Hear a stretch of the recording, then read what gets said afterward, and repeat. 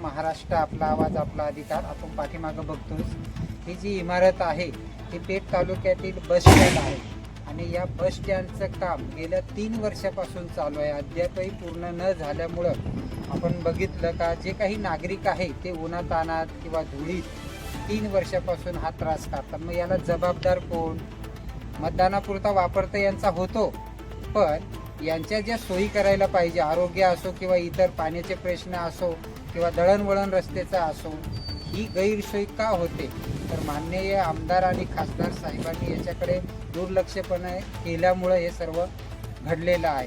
तालुक्यातील जे काही जबाबदार कार्यकर्ते आहेत किंवा स्वतःला पुढारी वगैरे समजतात, यांची सुद्धा ही जबाबदारी आहे की तालुक्यातील जनतेचे जे हाल होतात तर जबाबदारी कोण घेणार? ही आता गेल्या 3 वर्षापासून आतापर्यंत चांगलं बस स्टँड पाडून आणि पब्लिकला उन्हातान्हात आता हे रेंगायला लावलं, याला जबाबदार कोण?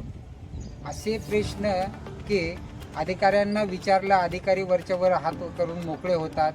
आणि समाजाचा आता उद्या 1/6/2026 म्हणजे जून महिना चालू आणि या जून महिन्यात आपण पाऊस पेठ तालुक्यात बघतो, वारा असणार, वायदन असणार, तो पत्र्याचा शेड काही दम धरणार आहे.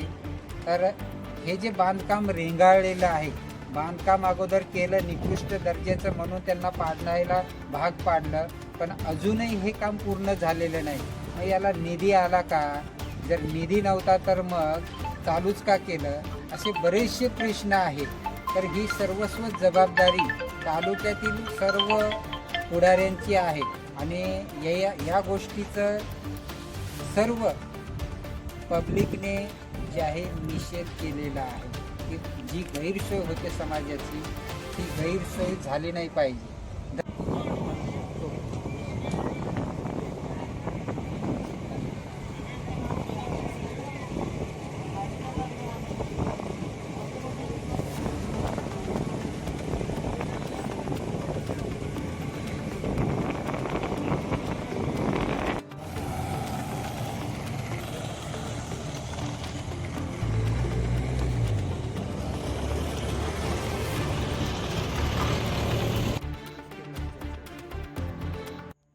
मग आमदार खासदार निवडून आले, या समाजाकडे कोण बघणार? संबंधित जे काही अधिकारी आहेत त्यांनी सुद्धा या गोष्टीकडे गंभीरपणे लक्ष द्यायला पाहिजे. बाबा कोणते गावचे? बरं बरं बरं बरं. मग हे बस स्टँडचं काम अजून झालं नाही का? बस स्टँडचं काम अजून हा मग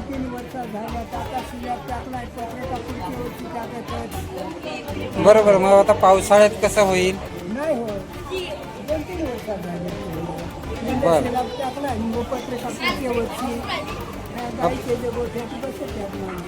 पावसाळ्यात गैरसोय होईल ना? गाव कोणतं?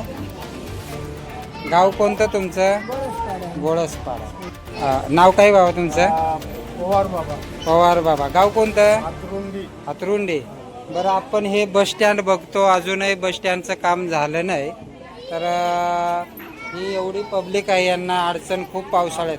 अडचण म्हणजे अशी होणार आहे का एखादा गरीब घराण्यातला माणूस पेशंट असला, बरोबर, तो हे हिवाळ्यात समजा तो घरी जाता मरतो का जगतो, हे दखल घ्यायला पाहिजे ना. बरोबर बरोबर.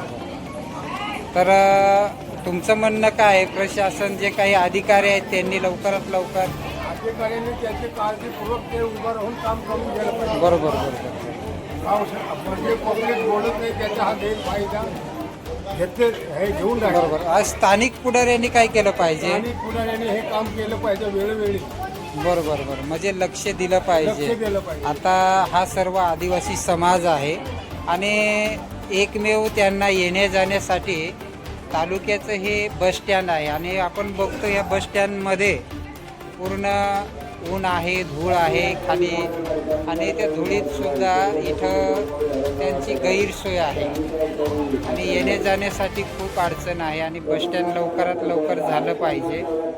बरोबर. आता हे उभं केलं तर 3 वर्ष झाले. 3 वर्ष हे पब्लिकचे काय हात चालले. हां, आणि त्याशिवाय मागं सुद्धा जे काही निकृष्ट दर्जाचं काम झालं त्याच्यावर सुद्धा आपण तक्रार केली आणि ते पुन्हा पाडायला लावलं. पण आता जवळजवळ उद्या 1 जून आहे ना, आता पुढील महिना पावसाळा लागेल, बरोबर का नाही? आणि मग लोकांची पुन्हा गैरसोय होईल. पेठ तालुका बस स्टँड गेल्या 3 वर्षापासून अजूनही बिघडलेलं आहे. मागील काही दिवस हे बस स्टँड बांधण्यात आलं आणि काही त्रुटी म्हणजे निकृष्ट दर्जाचं बांधकाम झाल्यामुळं पुन्हा पाडण्यात आलेलं आहे.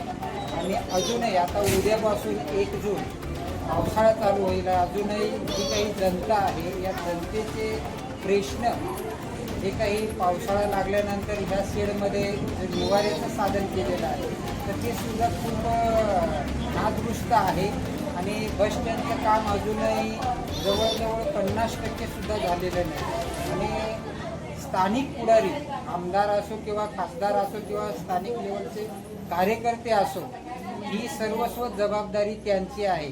ही पब्लिक जी एकमेव तालुक्याचं हे येणे जाण्याचं ठिकाण आहे आणि या ठिकाणी खेड्यापाड्यातली जी काही गोरगरीब जनता प्रवास करते आणि त्यांची जी गैरसोय होणार आहे तर या गोष्टीला सर्वस्व जबाबदार कोण? कारण आता आपण हा शेड पण बघतो, शेड सुद्धा कधी पडेल याची गॅरंटी नाही. कारण वारा वादळ असणार आणि पाऊस खूप पेठ तालुक्यात असतो. तर लवकरात लवकर हे बांधकाम झालं पाहिजे होतं. अधिकारी किंवा जे कोणी जबाबदार व्यक्ती आपण प्रश्न विचारला तर ते उडवलं. तर ही अशी गैरसोय आहे, तर जबाबदार कोण? हे काम अजून किती दिवस चालणार? तरी पेठ तालुक्यातील सर्व कार्यकर्ते नेते यांनी या विषयाकडे खरोखर गंभीरतापूर्वक थोड्याच दिवसात पाऊस पडणार आहे आणि जी काही जनतेची हाल होणार आहे त्याला जबाबदार कोण? धन्यवाद. सुकांत पवार.